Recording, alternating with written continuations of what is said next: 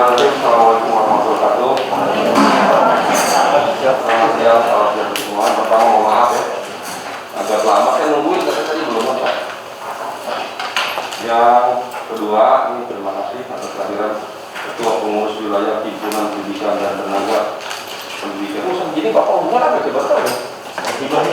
Oh, gitu. Soalnya ngatur motor, saya nggak ngerti karena dampingin saya ikut aja. Asubak ya Mas. Ketua Pengurus Wilayah Himpunan Pendidikan dan Tenaga Pendidikan Anak Usia Dini Indonesia DKI Jakarta, HIMPAUDI, Ibu Suryani Torik. Wakil Ketua Bapak Yoga Prasono, Bendahara Ibu Elitia. Ini kita nggak bisa tenang kalau di jalan ingat. Ketua HIMPAUDI Jakarta Barat, Ibu Hadirat Ismawati. Jakarta Pusat, Ibu Tiarni Krisnawati. Jakarta Selatan, Ibu Muslifah. Jakarta Timur, Ahmad Saad Nasution. Saya dampingi Kepala BPKD, jadi Sumantri. BPKD-nya lupa saya, Badan Pengelola ya, bukan pengelolaan ya, Badan Pengelola Keuangan Daerah. Saya belajar dulu. Berapa kita punya dinas Pak? Di desa ini? Di DKI ada 17 dinas. Dinas teknis. Biro ada berapa? Biro ada 4 kan? Ada 4 ya, saya sebut dulu. Ajarin. Deputi 4, asisten 4 ya? Iya. Dinas 17 Biro 4. Ada badan Pak? Ada berapa? Badan sekitar 8 Pak. Saya sambil belajar. Saya Kepala Dinas Pendidikan Ibu Nahdiana. Baiklah Bapak Ibu, untuk membesar silakan sampaikan maksud tujuan dan lain-lain.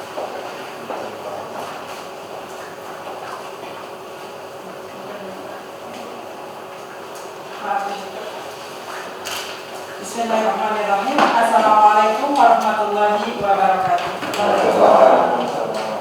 Alhamdulillah wa syukurillah ala nikmatillah wa rabbi syahri sadri wa yassir li amri wa hlul 'uqdatam min lisani yafqahu qawli. Allahumma shalli 'ala sayyidina Muhammad wa 'ala ali sayyidina Muhammad. Selamat siang, salam sejahtera untuk kita semua. Perkenalkan, kami dari Himpunan Pendidik dan Tenaga Kependidikan Anak Usia Dini Indonesia. Kebetulan saya pimpinan di wilayah HIMPAUDI Provinsi DKI Jakarta. Saya Suryani Torik. Saya tinggal di Kuningan Timur, Jalan Rasuna Said. Kemudian saya bersama Yoga Prasono sebagai wakil ketua. Kemudian Bapak sudah absen juga ya, bendahara. Cuma ketinggalan Pak satu dari Jakarta Utara. Ya. Ibu Tuti, kemudian satu lagi dari Kepulauan Seribu ada Bapak Ibrahim, cuma izin hari ini tidak bisa menyeberang ke darat. Oh, di sini ada tadi Jakarta disebut tadi ya? Ibu Tuti Kuswarini.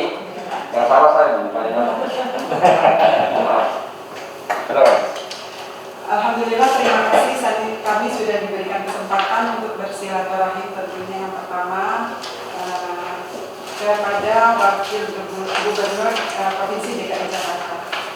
Yang kami hormati Bapak Wakil Gubernur Provinsi DKI Jakarta, Bapak Ahmad Riza Patria, kemudian Bapak Kepala BPKD, Bapak Edi Sumantri beserta jajarannya, kemudian Bunda kami Ibu Nahdiana selaku Ketua Kepala Dinas Pendidikan Provinsi DKI Jakarta beserta Bapak Kepala Bidang Bapak Junaidi, juga Ibu dan terima kasih sudah mendampingi kami di sini.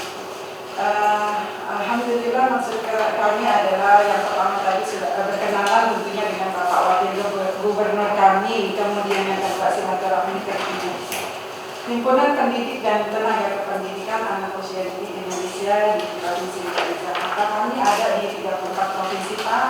Jadi untuk tingkat pusatnya berlokasi kantornya ada di Jalan Cendrawasih Fatmawati dengan ketumnya adalah Profesor Dr. Meti Herawati. Provinsi DKI Jakarta ada 5 kota dan 1 kabupaten, semuanya hadir di sini. Kami juga punya pengurus cabang sebanyak 44 di DKI Jakarta ini. Sinergi dan berkolaborasi adalah kami ya. Jadi kepengurusan kami ada 20 orang di tingkat pengurus wilayah tentunya. Kemudian kepedulian terhadap tujuan akan lebih mudah tercapai jika dapat bersama-sama bersinergi dalam mengembangkan program-program PAUD. Lanjut ya. Sementara persepsi masyarakat lanjut Bu, terhadap program layanan PAUD non-formal, kami sebutnya PAUD non-formal ya Pak, belum setara dengan PAUD formal yaitu TK. Kami ada SPS, kelompok bermain, juga tempat penitipan anak. Rendahnya kompetensi itu pandangan dari masyarakat. Kompetensi kami seiring berjalan sudah 15 tahun kami berdiri, nanti 31 Agustus kita akan berulang tahun. Kemudian sudah banyak yang berlulusan S1 PAUD, kemudian juga yang masih SMA, tetapi mereka kita ikutkan untuk diklat berjenjang tingkat dasar, lanjut dan mahir, serta diklat-diklat lainnya yang bekerja sama tentunya dengan ketiga PAUD dan Diknas. Kemudian kesejahteraan rendah, ya nanti kami akan memaparkan di sini, dualisme instruksi, kemudian beban administrasi yang luar biasa, sama saja dengan pendidik formal, tetapi kami masih berbeda dalam hal kesejahteraan.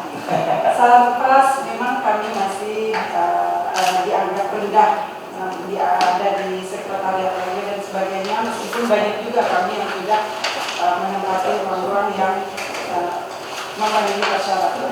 Lanjut Bu, di agenda kerja lanjut, penguatan SDM personel pelaksana harus memiliki komitmen, itu kemudian tadi ada satu komitmen, pengalaman, motivasi serta pemahaman yang sama terhadap program kerja untuk mempermudah dan mencapai tingkat keberhasilan terhadap implementasi kebijakan dan perjuangan yang diharapkan. Itu menjalin kerjasama tentunya melalui sistem termasuk dengan pendidikan, dan saat ini juga kami sedang menjalin kerjasama. Perjuangan kesejahteraan kami merekomendasikan kepada pemerintah daerah agar mampu menerbitkan payung hukum yang jelas bagi baik secara fungsi maupun yang menyangkut hak dan tanggung jawab untuk dapat melindungi para pelaku pendidikan di jalan PAUD non-formal dari dikotomi status pendidik dan tenaga kependidikan yang saat ini masih kami rasakan. Kemudian pengembangan program, menerbitkan program kerja yang memiliki dasar pemikiran. Banyak sekali program-program kami, di antaranya yang 3 itu adalah peningkatan kompetensi Pak. Itu sudah kita lakukan terus menerus dan sampai saat ini juga masih berlangsung. Kemudian peningkatan kesejahteraan pendidik, termasuknya salah satu usaha kami melalui dana hibah dari BPKD ini yang alhamdulillah sudah dicairkan ya Pak ya, terima kasih. Kemudian kesetaraan itu yang masih kami ingin perjuangkan agar dari Pemprov DKI sendiri dapat mengusahakan. Lanjut, infografik sama saja. Kemudian tantangan dan permasalahan. Lanjutnya di tingkat peningkatan kompetensi itu masih dilakukan Pak sampai saat ini. Rendahnya penghasilan per bulan dari hasil survei kami bulan Juli ini masih di antara 100 sampai 250 ribu per bulan. Kemudian penambahan biaya pengadaan pulsa internet karena saat COVID ini kami harus melaksanakan pembelajaran secara daring. Itu beban guru PAUD itu bertambah 200 ribu per bulan. Di tingkat pengelola, biaya peningkatan kompetensi bagi pendidikan tenaga kependidikan yang harus ditanggung lembaga pastinya. Sementara pemasukan untuk lembaganya sendiri karena COVID ini orang tua merasakan belajar di rumah anak-anak, jadi belum mendaftarkan anaknya ke sekolah. Masih di antara 25 sampai 50% ya Pak ya, hasil survei nanti dipaparkan Pak ya. Kemudian pemanfaatan BOP kurang sesuai dengan kebutuhan nyata di lembaga. Nanti kita akan perjelas lanjut. Di tingkat pemerintah daerah, sebenarnya upaya peningkatan kesejahteraan pendidik dan tenaga pendidikan formal di wilayah DKI Jakarta dibandingkan dengan pekerja kontrak kerja individu Pemprov DKI Jakarta. Kurang optimalnya dukungan pemerintah daerah dalam mensosialisasikan dan mengintervensi lintas sektoral di bawahnya terkait program strategis daerah tentang pendidikan anak usia dini. Di lingkungan internal Himpaldi ketersediaan anggaran pada pembiayaan organisasi, kami memang organisasi mandiri, sering bergerak, gerakan kami sudah luar biasa menurut kami. Seperti pembelajaran dari rumah, kami sudah punya program PAUD from Home. Itu sudah kami laksanakan, tentunya dengan pendidikan yang kami berikan ilmunya kepada para pendidik. Itu sudah kami gerakkan. Kemudian pembiayaan organisasi masih bersumber dari swadaya dan donasi pengurus serta anggota. Kemudian data-data selanjutnya silakan Pak Yoga bacakan. Terima kasih. Bulan Juli kemarin, tanggal 14 Juli, kita mengadakan survei. Hasilnya mungkin bisa kami bacakan ya, dari 1.827 lembaga yang mengisi survei kami itu 1.323 lembaga. Didapat beberapa data yang kita peroleh, terutama guru, mungkin guru tadi sudah ada guru di kita berjumlah 7.810. Sumber pembiayaan lembaga PAUD ada di angka 100.000 sampai 250.000 rupiah. Pengeluaran rutin lembaga PAUD per bulannya 1.500.000 sampai 2 juta. Itu di luar honor guru. Terus ada di poin 6 itu poin 6. Oke, ada upaya yang sudah dilakukan lembaga PAUD untuk mengajak orang tua mendaftarkan anaknya ke PAUD. Itu hampir semua metode, saran dan apapun itu sudah dilakukan oleh teman-teman mengikuti karakteristik yang dimiliki lembaga PAUD masing-masing. Oke, nah ini yang poin 7-nya sebenarnya agak memprihatinkan kita adalah jumlah siswa yang terdaftar sampai tanggal 14 Juli kemarin. Totalnya di tahun 2020-2021 ini hanya berkisar 19.198 jiwa. Sedangkan untuk perbandingannya tahun lalu yang mendaftar di lembaga non formal di kita adalah berjumlah 54.063, kurang lebih berarti ada penurunan 60%-an ya kurang lebihnya. Baik, terima kasih Pak Yoga. Kita pakai data itu sudah sesuai langsung kepada teman-teman di DKI Jakarta. Kemudian kami masuk kepada rekomendasi dari sini. Pertama adalah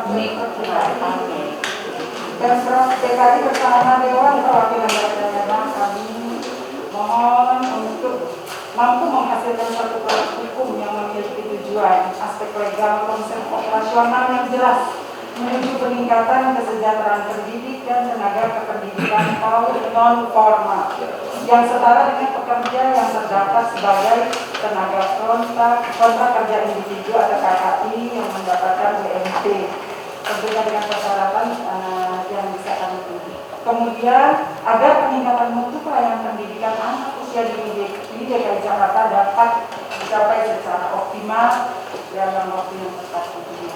Kemudian kami persilakan Bapak Ahmad.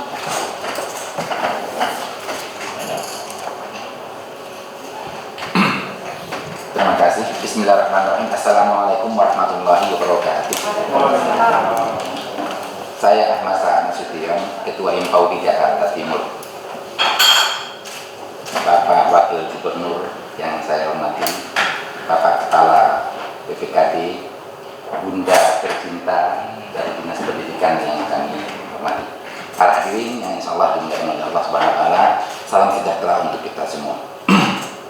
Kita sama-sama mengetahui bahwasanya anak usia 0 sampai 6 tahun itu adalah anak emas, di mana pendidikan yang betul-betul yang harus diberikan terhadap mereka. Namun sebagian orang tua sampai saat ini belum mengerti bagaimana pentingnya pendidikan anak usia dini ini. Namun Himpaudi, Himpunan Tenaga Pendidik dan Himpunan Pendidik dan Tenaga Pendidikan Anak Usia Dini Indonesia, alhamdulillah hadir di hadapan para orang tua. Maka dalam hal ini kami berharap kepada pemerintah DKI Jakarta untuk mengeluarkan suatu instruksi gubernur, ataupun kami harapkan adalah kepada orang tua diberitahukan bahwa pendidikan anak usia dini ini diwajibkan sebelum memasuki sekolah dasar. Dikarenakan kami melihat di negara-negara lain, alhamdulillah, kita lihat saja di negara tetangga kita, Singapura dan Malaysia, di sana mereka itu tuh betul-betul anak usia dini itu adalah anak emas, yang mana mereka mewajibkan anak-anak usia dini itu di sana untuk masuk kepada lembaga pendidikan anak usia dini tersebut. Maka dalam hal ini kami berharap sekali lagi kepada pemerintah Provinsi DKI, wabil khusus kepada Bapak Gubernur dan Wakil Gubernur, untuk bisa memberikan instruksi minimalnya kepada warga ataupun masyarakat untuk mengikuti pendidikan tersebut. Terima kasih. Wassalamualaikum warahmatullahi wabarakatuh. Silakan kami. Oh, itu di Pak.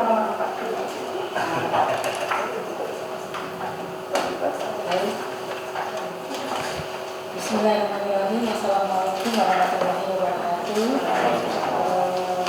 Yang saya hormati Bapak Gubernur, kemudian juga Ketua BPKD dan Kadis, juga Pak Kabid, kami, saya berbicara dari Ketua Himprodi Jakarta Selatan. Ketua Himprodi Jakarta Selatan ini bermaksud mau menyampaikan amanah dari teman-teman di bawah lembaga-lembaga tahun yang ada di DKI Jakarta, dari 44 kecamatan di DKI Jakarta.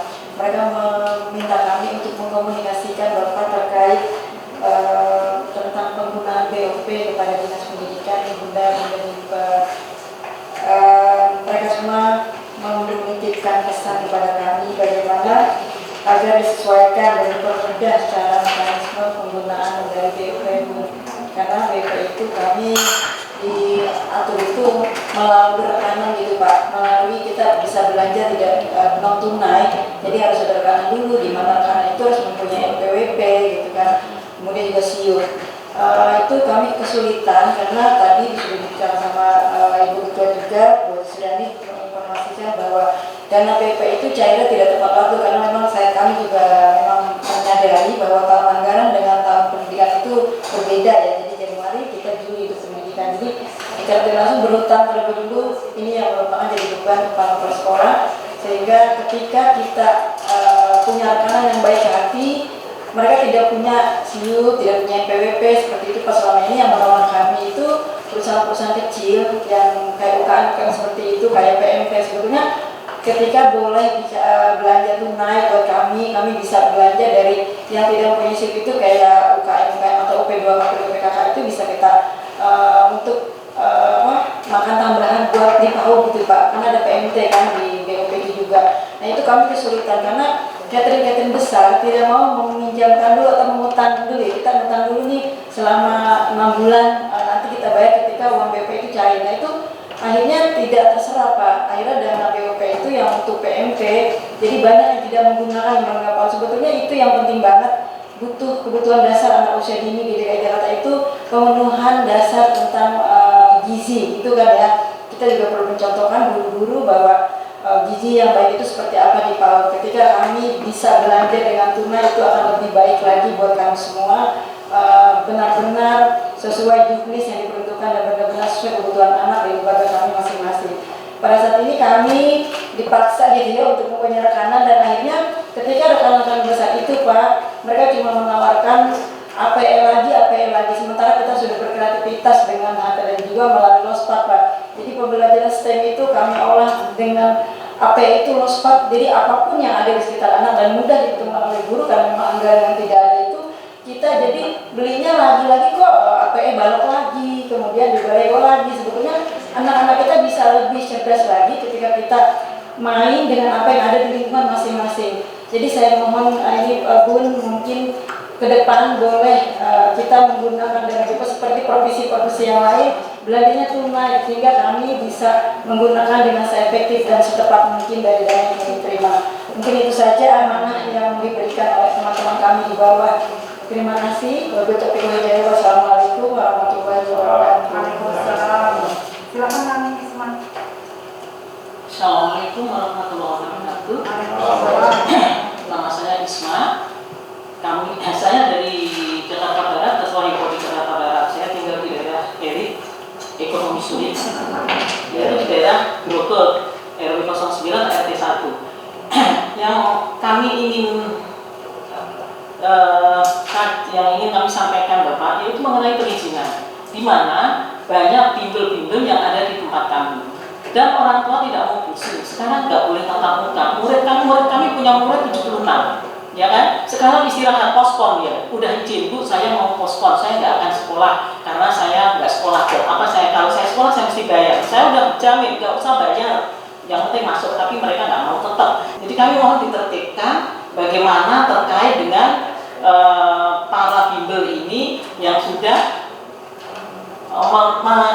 menurut kami ya kayak merusak tatanan karena kami udah berizin ya kan, sementara dia tidak. Tapi orang tua tetap aja merasa bermanfaat ketika dia apalagi di musim pandemi ini mereka tidak mau menyekolahkan anak-anak, yang lebih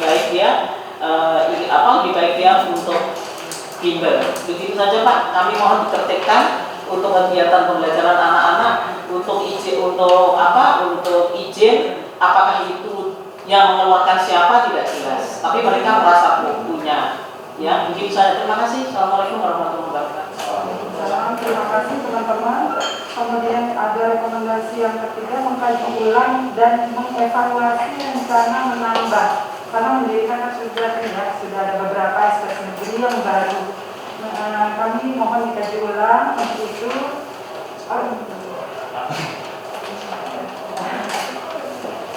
Dengan alasan peningkatan kinerja dan daya serap akan lebih bijak, dana atau anggaran tersebut digunakan untuk memfasilitasi sekolah PAUD non formal yang sudah ada, memberikan insentif bagi pengajar serta penyediaan sarana belajar mengajar untuk mereka yang sesuai dengan kebutuhan nyata di masyarakat. Contohnya untuk insentif, alhamdulillah kami sudah terima 500.000 per bulan dan sudah dicairkan untuk 5.714 pendidik PAUD, sedangkan anggota kami ada 7.810 karena dana yang dicairkan tahun ini sudah terblok ya, seangka sekian, karena terakhir pencairan kami 5.712 waktu itu. Kemudian sedangkan yang lain, jadi sampai saat ini meskipun mereka sudah memenuhi syarat belum berhak menerima dan karena dananya sudah ada sekian. Kemudian yang untuk tahun depan kami sudah mengajukan 7.621 PTK PAUD, termasuk operator sekolah juga kami ajukan di situ, dan berharap angkanya bisa naik, bisa jadi 1 juta atau bahkan sama dengan KKI ketika kami memenuhi persyaratan tentunya. Begitu Bapak. Kemudian untuk saat ini dana yang kami terima 34.284 juta rupiah untuk 5.704 dari sumbernya dana hibah Pemprov DKI. Kemudian dana sedangkan untuk operasional kami membuat proposal dan laporan itu ya kami maklum dipangkas untuk biaya bencana saat ini yang kita hadapi bersama. Jadi itu swadaya dari kami, benar-benar ini swadaya. Ketika iuran anggota tidak mencukupi, kami bisa iuran dari pengurus. sendiri. Itu saja Bapak, kebenaran dari kami.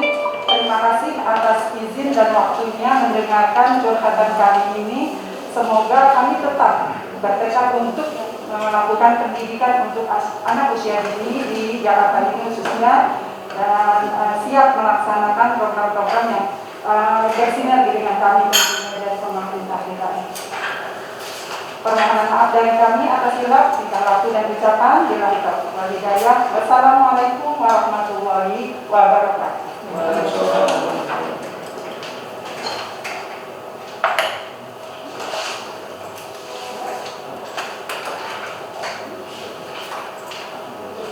Oke, terima kasih Ibu Bapak atas presentasi dan penyampaiannya. Mungkin sementara Bu Kadis dulu mungkin bisa direspon informatif. Terima kasih Bu.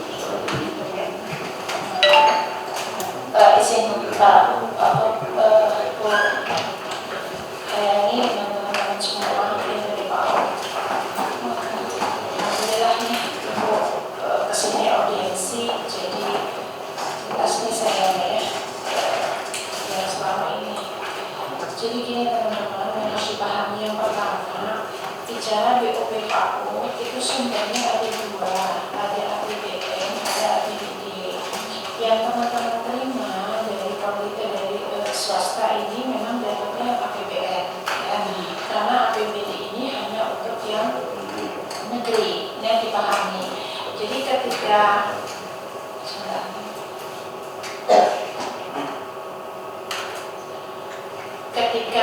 APBN, maka kita mengacunya adalah mengacu kepada peraturan pusat, peraturan Kemendikbud di nomor 20 tahun 2020 yang perubahan atas Kemendikbud 13 tahun 2020. Jadi kalau tadi pertanyaannya apakah tadi kami belanjanya ini dan itu, semuanya ada di sana ya, semuanya di sana. Itu yang tadi saya dengarkan dengan itu dulu, sehingga ketika bicara BOP yang dari pemerintah daerah juga ada juknis yang mengatur. Jadi ada memang yang harus dibelanjakan sesuai posnya. Tadi disampaikan APE lagi. Ibu mungkin nanti secara teknis kita di bidang bicaranya, bahwa saya melihatnya begini Bu, tidak semua kanan atau itu tadi bicaranya ketika kapan keluar dan lain-lainnya itu memang dari pusat. Kalau yang APBN ini harus dipahami dulu ya. Jadi ada dua BOP, yang BOP dari APBN dan BOP dari APBD. Kalau yang teman-teman terima ini yang dari APBN gitu. Nah ketika tadi bicara pulsa dan lain-lain, ini pun sudah mengalami relaksasi dari peraturan menteri ini, dan sudah juga kita keluarkan edarannya. Ketika pulsa dan lain-lain itu sudah mengalami relaksasi. Untuk pulsa pun ini memang perlu dipahami bahwa seberapa besar, tadi dihitung secara rata adalah 200.000 per bulan. Ini pun perlu kita kaji bersama, karena untuk tingkatan SMP, SMA saja kami mengeluarkan kami mengeluarkan dana khusus, tapi pengelolaan dana BOS yang selama ini kalau Pak Ut kan nggak kenal BOS, kenalnya BOP. Jadi sesungguhnya BOP yang teman-teman terima di sekolah swasta itulah BOS kalau di sekolah jenjang SD sampai SMP, SMA yang dibilang BOS. Itu sudah boleh diatur untuk beli pulsa. Yang 600 sekian ribu teman-teman terima setiap semester itu boleh diatur untuk beli pulsa diantaranya, karena pembiayaan honor pendidik juga bisa dari sana, lalu layanan pendidikan daring berbayar, serta tadi dalam masa relaksasi ini pembelian sabun dan lainnya sudah boleh. Nah saya sih melihatnya ini sebenarnya teman-teman perlu dibimbing kembali untuk bagaimana penganggarannya dari dana yang sudah diterima. Izinkan saya kalau saya salah mengartikan dari audiensi ini, tapi saya melihatnya itu. Dari pertanyaan teman-teman, kami berkewajiban untuk menjelaskan kembali lebih detail bahwa ada yang harus kita jelaskan secara teknis, termasuk tadi yang Ibu sampaikan APE lagi, ini yang memang kita tidak juga menginginkan bahwa dana ini tadi tidak tepat tepat sasaran, jadinya jadi APE lagi.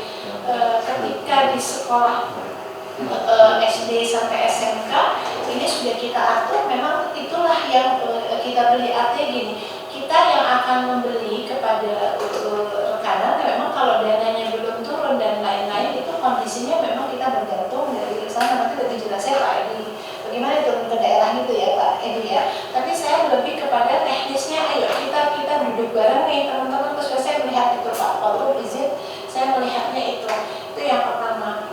Yang kedua tentang bimbel, kalau bimbel ini rekomendasi kurikulumnya dari kami, gitu. Rekomendasi kurikulum, izinnya pemerintah kita kan punya yang namanya PTSP, gitu. Tadi ditertibkan dan lain-lain, mungkin yang ditertibkan ketika pelaksanaannya apakah sesuai dengan yang kita rekomendasikan, itu yang memang juga harus kita lihat bersama. Karena memang ketika bicara perizinannya kami tidak mengeluarkan perizinan, tapi ada rekomendasi kurikulum. Ketika tadi saya sepakat Ibu beberapa waktu yang lalu bersama Bunda PAUD Jakarta, kita pernah mengkampanyekan itu sekitar 6 bulan lalu kalau tidak salah, kita sama-sama berjuang untuk menggiring persepsi masyarakat para orang tua ini ketika PAUD itu bukan untuk dia bisa belajar baca tulis. Tadi kan Ibu teman-teman mengatakan bahwa iya, tapi di bimbelnya ngajarin baca tulis, jadi orang tuanya. Nah, ini yang kemarin ketika kita mulai mengkampanyekan ini memang kan paradigma yang nggak semudah itu kita langsung balik. Yang mau kita jaring adalah jejaringnya nanti di SD ketika penerimaan, kan kita udah nggak pakai kalau di SD itu nggak menerimanya nggak pakai dia bisa baca apa enggak.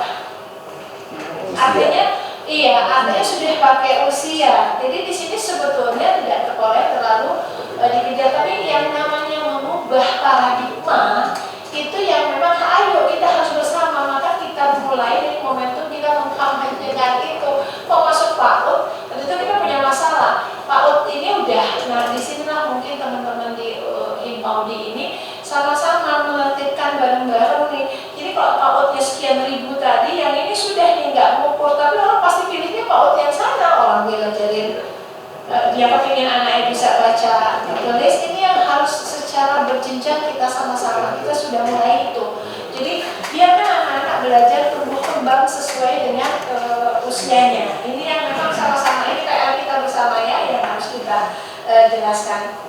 Lalu yang berikutnya, ketika tadi bicara bisa nggak naik dari 500.000, kami juga coba mengotak-atik. Kalau naik, insya Allah sih kalau yang namanya naik itu bisa kita usulkan, tapi perlu disampaikan juga dalam forum ini, kami bersama BPKD juga, bahwa yang diberikan Dinas Pendidikan untuk hibah guru tidak hanya guru PAUD saja.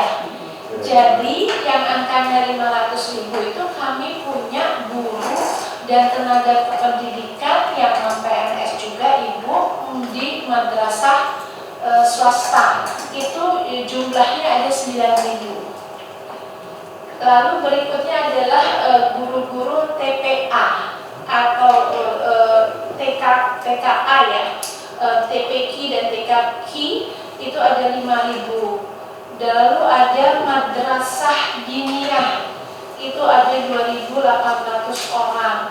Guru di pondok pesantren ada 1.300. Di PGRI itu ada 53.100 sekian orang.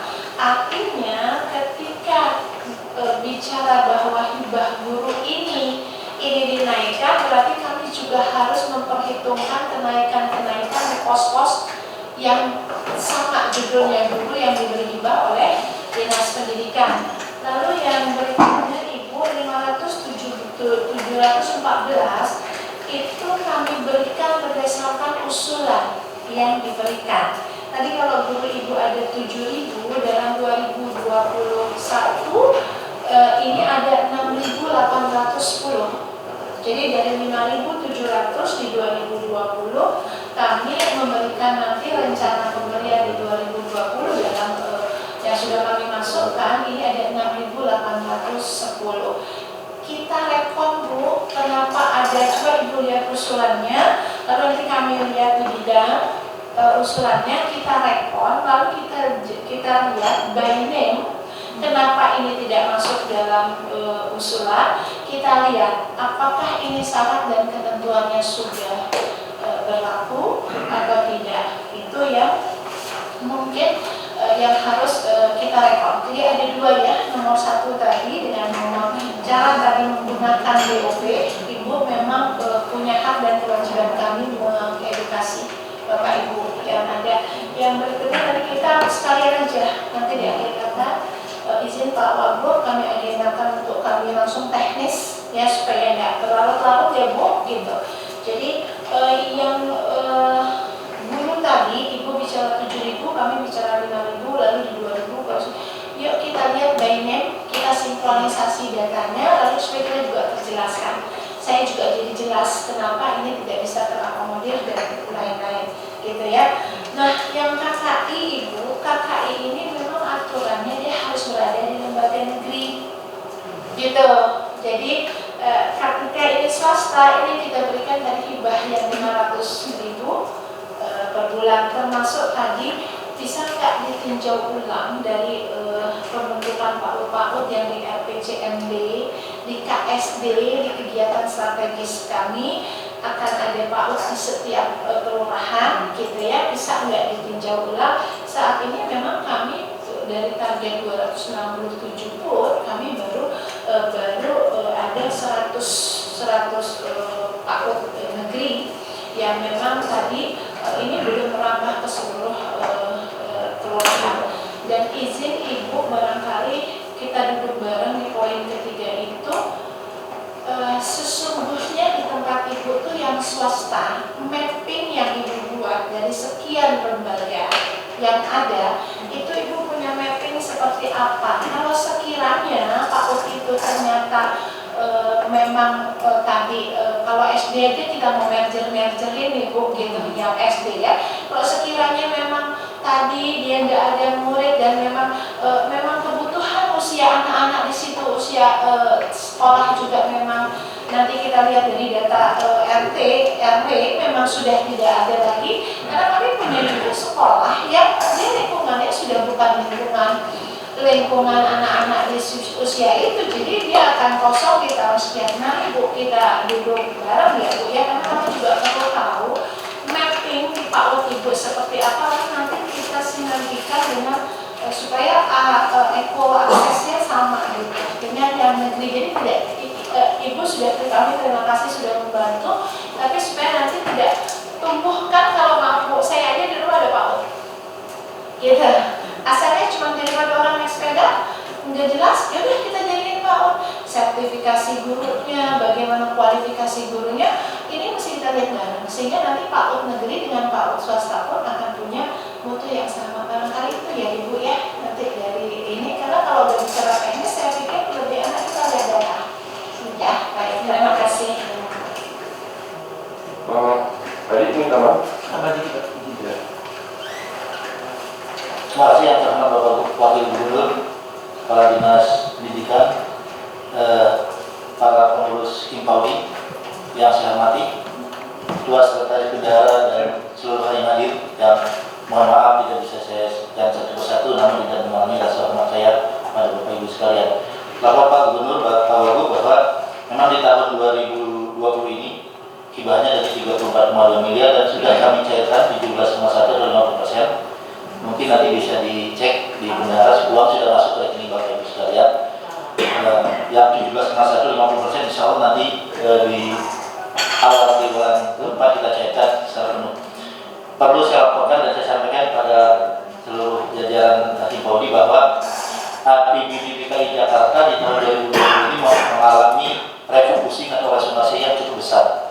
Dari 87 triliun APBD kita menjadi 47 triliun atau berkurang kurang lebih 48%. Hibah-hibah keseluruhan itu dikurangi 50%. Ada KONI, warga, dan lain-lain. Tapi khusus untuk yang terkait pendidikan, kebijakan Pak Gubernur tidak dikurangi sama sekali. Artinya tidak ada pengurangan di hibah yang diberikan khususnya kepada FOD akan diberikan secara penuh. Ini untuk 2020. Lalu untuk 2021 tadi sudah disampaikan oleh Ibu Kadis bahwa memang tidak cuma info saja yang diberikan. Tadi salah satu contoh untuk kantor agama juga diberikan guru madrasah swasta yang besarannya 500.000. Nah, termasuk guru-guru PGRI dan lain-lain juga besarnya 500.000. Dengan demikian untuk 2021 kami mengusulkan, saya pikir dengan kemampuan keuangan ini belum waktunya kalau kita akan memberikan tambahan. Sebab apabila diberikan tambahan dari 500.000 menjadi 1 juta, maka hampir seluruhnya harus disesuaikan. Dan ini untuk kemampuan keuangan Pemprov DKI Jakarta di 2021 pun sepertinya belum mencukupi. Saya sangat mendukung Pak Wagub untuk kesejahteraan para guru ini memang perlu kita tingkatkan. Namun mungkin belum di 2021 karena kemampuan keuangan dan kondisi pandemi COVID ini belum memungkinkan. Tapi wacana ini perlu kita jalan terus, mudah-mudahan ekonomi baik di 2022 nanti memang perlu saya rasakan di 500.000 itu memang agak minim, mungkin tahun 2022 akan kita tingkatkan. Cuma untuk 2021 saya berpikir kalau boleh dari teman-teman juga jangan DPRD karena wacana ini pun di komisi A komisinya sudah menekankan kepada kami sudah dinaikin menjadi 1 juta. Sudah dinaikin 1 juta jadi ramai semuanya. Dan uang kita juga nggak cukup jadinya. Kalau boleh ke DPRD juga ditahan dulu kalau bisa, karena semuanya akan naik. Nah 2022 kita sama-sama berjuang untuk meningkatkan itu. Demikian Pak Wagub, terima kasih. Assalamualaikum warahmatullahi wabarakatuh. Terima kasih Bu Kadis. Jadi yang pertama nih kita boleh buka rekomendasi kami, rekomendasinya. Nah ini ya. Tadi kan keinginan Pemprov bersama DPRD untuk menghasilkan satu produk hukum dengan tujuan aspek legal, konsep operasional yang jelas. Tadi Bu Kadis tadi sudah jelaskan. Kita upayakan memang harus ada satu produk hukum yang baik untuk tujuan yang sama, aspek legal dan sebagainya. Kemudian tadi terkait KKI Bu ya. KKI tadi sudah dijelaskan, ini cuma bisa untuk negeri ya Bu. Agar peningkatan untuk pelajar pendidikan usia dini dapat tercapai secara optimal. Itu aturannya memang belum bisa Bu ya. Untuk non formal gitu ya. Itu belum bisa kalah Bu. Perbuknya. Di perbuk apa di undang-undang atau perda? Hah? Jadi dia satu produk hukum. Jadi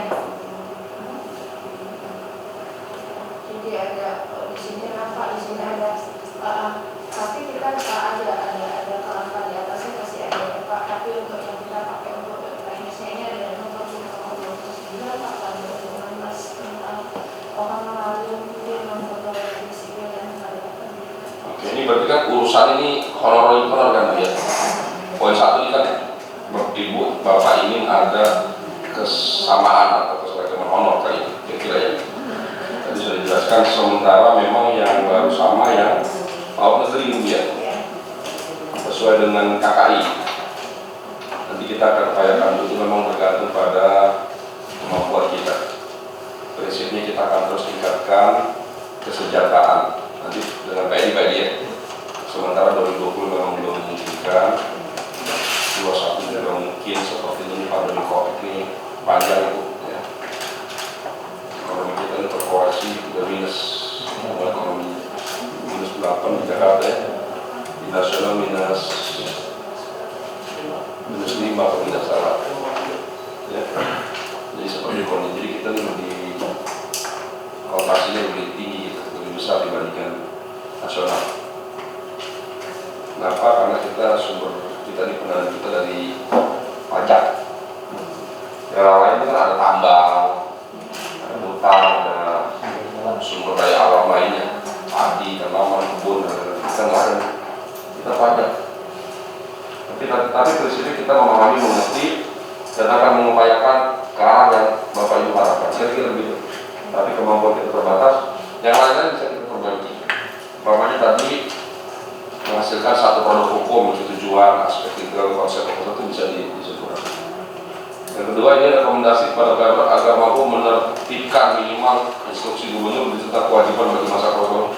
Kalau instruksi instruksi mungkin berlebihan. Tapi kalau himbauan yang pendek, kalau himbauan dimungkinkan gimana Pak? Bukan di sini. Sifatnya gimana? Selama ini dibiarkan bebas begitu atau ada upaya kita dari Pemprov pada orang tua ada nggak?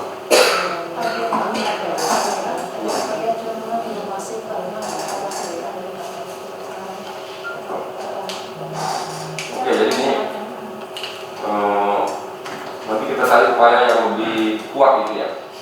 Mungkin bukan instruksi, himbauan, atau kan dibikin bukan ya, sampai dia. Artinya mendorong orang tua agar anak-anaknya sekolah deh. Kalau di undang-undang pendidikan itu umur berapa dia masih? 7 tahun kan? 7 tahun kalau untuk sekolah dasar. Iya. Kalau TK itu sifatnya apa? Nggak wajib kan? Bermain ya. PAUD sama TK ini sama? Kan ada yang di bawah PAUD tuh sebetulnya, di bawah TK. Tapi kelompok bermain. Itu kelompok bermain ya. Ya. Kesalahan masyarakat kalau udah masuk PAUD, masuk TK, keluar itu anaknya harus bisa baca tulis. Iya, itu yang salah. Jadi orang berpikirnya kalau selesai dari TK harus bisa baca tulis ya. Kadang nggak bisa berhitung. Ini memang salah kaprah. Dianggap kalau cepat bisa baca, cepat ini biasa. Padahal belum waktunya nggak boleh. Dia perlu waktu untuk bermain. Saya juga ketua yayasan, ngurusin masjid, ngurusin sekolah SD Islam terpadu, ngurusin TK sama PAUD sama. Jadi wagub nggak boleh jadi ketua yayasan. Boleh jadi apa namanya? Pembina aja. Dua kali juga tidak boleh nggak boleh ketua. Terus mundur mereka ketua yayasan. Tapi prinsipnya itu kita upayakan sama-sama, ibu bapak bantu gimana upaya nanti bukan akan mencari solusinya agar Pemprov bisa mendorong orang tua itu supaya mendorong anak-anaknya itu tahu. 3 ini mengkaji ulang apabila rencana dengan menambah SPS lebih baru. Alasan dengan kinerja tadi ibu udah jelasin Bu ya. Kebutuhan yang ideal itu berapa PAUD di Jakarta ini? Jumlah kalau ideal itu banyak ya. Berapa Pak? Karena memang kenapa kita membandingkan tadi PAUD ini kan sesungguhnya dari total semuanya udah 4.000. Ya ada. Iya ada. Karena ada TK kan sama itu yang formal itu TK, yang non formal itu yang sebutnya PAUD gitu sama silakan. Ini ada 4.000. Kenapa kemarin ada di KSD kita itu besoknya 16 kelurahan 1 PAUD itu untuk supaya masyarakat itu terpenuhi. Sementara tadi teman-teman dari ini ingin ini tidak ulang karena ini kalau sama dengan tadi kita menanyakan hasil tes sekolah sendiri Pak, kita ini ditambah PAUD mereka kan ada di sekitar situ itu juga ini makanya nanti kita perlu duduk bareng gitu seperti itu gitu karena ya itu yang ya itu perlu duduk bareng gitu ya sehingga teman-teman paham gitu maksudnya pemerintah provinsi DKI Jakarta mendirikan itu mendirikan PAUD di setiap kelurahan karena APM kita perlu tercapai 8% kalau capaiannya jadi kita juga bareng untuk dia karena kan PAUD mereka juga mesti dari Pak rankingnya kan grade-nya masih ada tuh dari PAUD mereka Pak yang PAUD ini ya jadi memang kita belum pernah laksanakan kita untuk dalam secara detail ya Ya terima kasih Ibu udah Ibu Adi ya sudah membantu tugas kami sebagai Pemprov ya. Kita Pemprov Bu Kadis dan jajaran berusaha memberikan yang terbaik menyusun regulasinya, menyusun silabus dan lain-lain sebagainya dan ingin memastikan tenaga pendidikan lebih baik ya. Namun kami berterima kasih Ibu-ibu punya kontribusi yang luar biasa dengan bermanfaat semua memikirkan PAUD ini agar lebih baik lagi. Nanti sama-sama kita rumuskan prinsipnya kami Pemprov itu sangat terbuka memberi ruang dan kesempatan yang seluas-luasnya kepada masyarakat, komunitas, organisasi, pribadi pribadi-pribadi untuk terlibat aktif bersama-sama dalam hal membangun bangsa, membangun kota Jakarta. Itu prinsipnya dulu pertama. Konsepnya adalah pemberdayaan, kita menggerakkan dan memanusiakan. Jadi itu tugas Bapak Ibu sangat mulia dan kami sangat terbantu kehadiran Bapak Ibu. Sama-sama mari kita perbaiki, kita tingkatkan kehadiran PAUD bagi kepentingan anak-anak kita. Yang keempat ini mengkomunikasikan kepada beliau untuk merevisi juknis kemampuan BOP ya. Kalau nggak salah udah ada buat jalannya Bu. Dan kemudian sudah ada kata-kata. Ya. Seingat saya udah ada ya terkait untuk boleh untuk internet atau segala ya. Boleh diperbolehkan. Sudah kemarin kita dari kementerian mengikuti acara Ya. di Tangerang. Kami pulang dari Tangerang ini Pak. Oke. Dan dengan kementerian alhamdulillah sudah dibebaskan. Ya. Dengan yang tadi juga Ya. mengatakan. Oke. Nah, yang kelima ini rekomendasi kami dari Ibu Bapak mengkaji ulang kebijakan serta juga teguran tindakan teguran. Itu gimana Bu? Bimbel itu sebenarnya izin apa enggak? Kalau yang izin semuanya kelayakannya itu ada di PTSD Pak, tapi kurikulumnya rekomendasinya kami bawa dari kurikulum sehingga nanti ketika monitor di lapangan yang disampaikan itu penertiban yang kami lakukan itu kami juga ada koordinasi dengan PTSD, tapi kami akan cek dulu di lapangan, nanti kami informasikan saja. Yang ibu juga membantu kami sudah alhamdulillah, ternyata di lokasi itu kok jadi kayak gini nih, jadi enak gitu ya. Itu maka kita cek nanti dari sisi kurikulum Ibu ya, dari sisi kurikulum. Setelah itu nanti yang memutuskan izinnya itu ada dari PTSD. Tentunya kami berkoordinasi karena salah satunya adalah rekomendasi kurikulumnya dari kami. Oke, jadi Bapak Ibu kita butuh dukungan bantuan Bapak Ibu sebagai mata telinga juga mewakili masyarakat. Kalau dilihat ada bimbel yang tidak sesuai dengan kurikulumnya, tujuannya dan lain-lain, kalau melaporkan kepada kami, nanti kami akan tertibkan. Apalagi ada bimbel yang tanpa izin, jadi kan begitu. Yang ada izin dari kalau tidak sesuai dengan ketentuan aturan, ya sampaikan kepada kami. Apalagi yang tanpa izin. Yang ketiga terkait masa pandemi COVID itu betul Ibu. Nggak boleh ada yang buka kan gitu kan? Saya juga baru minggu lalu pengurus yayasan temui saya, rupanya sama hal seperti itu. Minat sekolah, saya nggak tahu betul nggak ya? Minat sekolah anak-anak orang tua itu untuk sekolah anak di PAUD TK sekarang menurun drastis. Itu loh. Kenapa? Pertama, ya karena kalau pandemi COVID ini dianggap tidak efektif, bawa uang dan sebagainya, banyak nggak daftar tahun ini. Tapi yang beda, daftar di bimbel. Benar Bu ya? Ya laporan yang kaget kan ya. Biasanya tuh di sekolah saya tuh di sekolah yayasan, ini yayasan pribadi, yayasan masyarakat di situ saya cuma memimpin, nggak komersil, kita malah setiap tahun subsidi pribadi dan hubungan protokol gitu. Jadi bukan yayasan komersil buat pendidikan, buat masjid, buat PK, sama PAUD, madrasah. Itu begitu saya kaget juga. Biasanya itu kita nolak siswa. Kita nolak siswa mulai dari SD itu kelas 1 nolak kita tahu nolak kita. Kelas cuma 2 bisa sampai 4 kelas, ini 2 kelas ya coret. Karena saya nggak mau nambah lebih dari 3 kelas cuma 2. Konsisten buat mutu kualitas. Nah yang saya pakai tadi untuk TK aja kita banyak yang gitu. Ini mungkin menjadi perhatian kita di kualitas mumpung sebagai itu ya. Jadi TK-nya nggak terisi, tapi malah masuk di bimbel. Karena bimbel masuk gitu loh, TK libur, TK itu mungkin faktor itu ya. Ini juga jadi masalah, terutama nanti bukan bisa diatur sama Satpol PP berarti ya, itu beda ya, begitu ya. Sama PTSP juga dicek izinnya, kan? Gitu ya.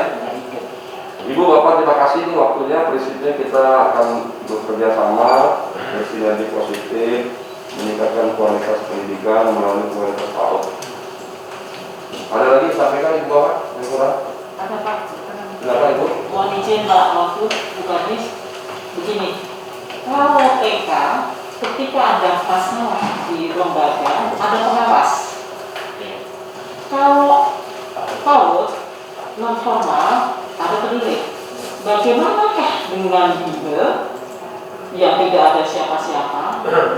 Begitu saja Bu. Yang seperti Bu Kadis tadi mengatakan bahwa yang memberi kurikulum adalah Disdik.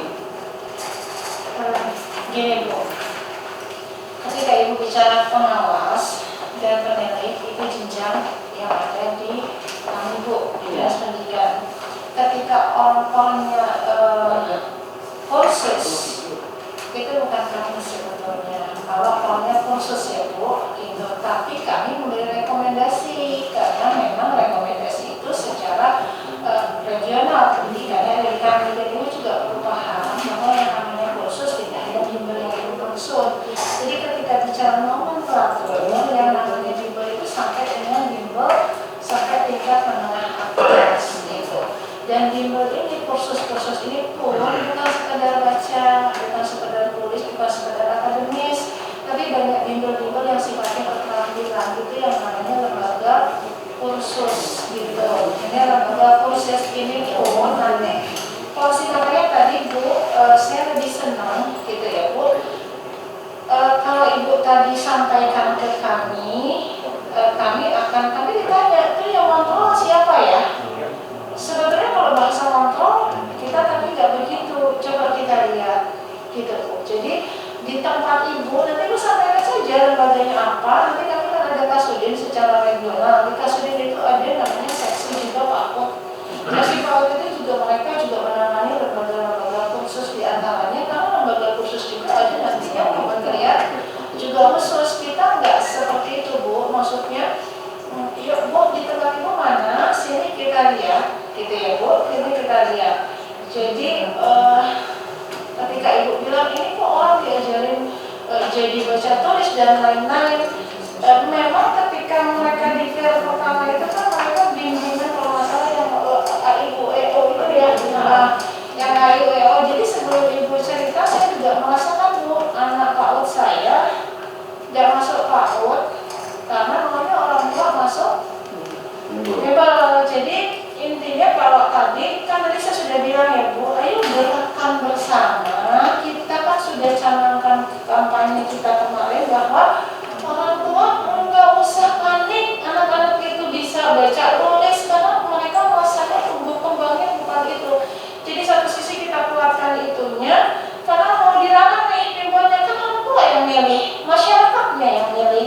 Nggak bisa juga orang dia bilang orang saya maunya kesini nggak apa-apa gitu ya kan. Jadi ini Bu, jadi kita ya nanti saya katakan itu sampaikan aja, nanti kita lihat di daerah-daerah mana lagi. Karena kalau tidak diinformasikan juga kan juga karena kan kami tidak ada kapasitas ada penelitian pengawas untuk lembaga-lembaga khusus ini gitu ya Bu. Jadi ini ya, saya kira ini penting Bu, bukan sih. Jadi kalau nanti Bu kita buat kajian penelitian lebih mendalam tentang pendidikan anak usia dini atau PAUD ya. Saya pribadi juga bersikeras, betul mungkin saya salah. Saya nggak mau juga anak-anak di PAUD itu belajar baca tulis sebelum waktunya. Saya nggak tahu apa mungkin ada regulasi yang bisa kita larang. Tapi tidak kita perbolehkan ada bimbel begitu yang ngajarin baca tulis. Tidak ada target kurikulum yang baca tulis sebetulnya Pak. Nah justru itu, karena tidak ada target, boleh nggak kewenangan kita sebagai pemerintah di DKI Jakarta kita larang? Karena kalau nggak dilarang, dia terus orang tua ini kan nggak ngerti, dia pikir pintar kalau udah bisa baca, dia pikir hebat kalau udah bisa nulis, bisa ngitung. Jadi kalau saya agak perasa ya, saya nggak tahu nanti Ibu dibuat kaji ulang, kita nanti ketemu lagi. Setelah itu nanti baru kita diskusi sama Pak Gubernur. Bisa saja DKI tidak memperkenankan ada bimbel untuk anak usia sekian-sekian untuk diajari baca tulis itu. Tegas aja. Ini sebetulnya kita sedang memproseskan apapun yang terwajib dan prosesnya dengan SPK kalau dikami yang itu sudah kita lakukan. Sudah dikaji Bu ya, nanti itu kalau kasih masukan. Kalau ada saran-saran silakan sampaikan ke kami, silakan ke saya, silakan ke Kadis atau Pak Edi. Silakan. Saya pribadi begitu, memang terus nggak boleh ada bimbel. Dan nggak perlu lah ada bimbel PAUD gimana sih? Kalau bimbel mau kelas SD, SMP, SMA masih lah. Memang itu setahu kami kan perizinan bimbel itu ada informal dan dia kajian terakhir itu di bulan Maret kalau tidak salah. Itu kan mereka hanya berhak melayani tingkat dasar sampai atas. Artinya tidak ada satupun pada saat saya baca gitu kan yang tidak ada satupun membunyikan ada proses pembelajaran anak usia ini di bimbel-bimbel tersebut. Nah, menjadi permasalahan memang kita secara entah sadar maupun tidak sadar membiarkan proses itu terjadi, proses membiarkan masyarakat memilih bimbel sebagai solusi untuk anak usia dini. Itu sebenarnya yang harus kita bisa sama-sama hasilkan, mungkin mencegah proses agar pilihan orang tua itu tidak ke bimbel. Tapi pilihan ke orang tua itu harus diarahkan kepada pendidikan yang melayani anak usia dini. Karena itu dia hak anak itu yang menjadi seperti itu. Mungkin itu saja ya. Oke, nanti kita kaji ya. Saya pribadi kalau saya tutupan nggak mau di bimbel PAUD. Info Pak sedikit. Ya Bu, silakan. Info 2 minggu lalu Bidang PAUD sudah memanggil Bimba IOT dan dia sudah kooperatif. Artinya kalau memang ada yang melanggar disampaikan ke kami, ini sudah ada komitmen ya dengan kami. Jadi sebenarnya sudah ada ya, gitu. Jadi supaya nanti jelas Pak, jadi nggak berlarut-larut lah Iya. ya. Gitu ya Bapak Ibu ya. Kalau nanti komitmen kita bersama kita tindak lanjuti, tetap kita terbuka, koordinasi terus, silakan sama Ibu Kadis dan jajarannya untuk kita pastikan anak kita anak PAUD bisa mendapatkan pendidikan pembelajaran yang baik. Pak Edi juga akan terus mengupayakan hibah sesuai dengan kemampuan yang ada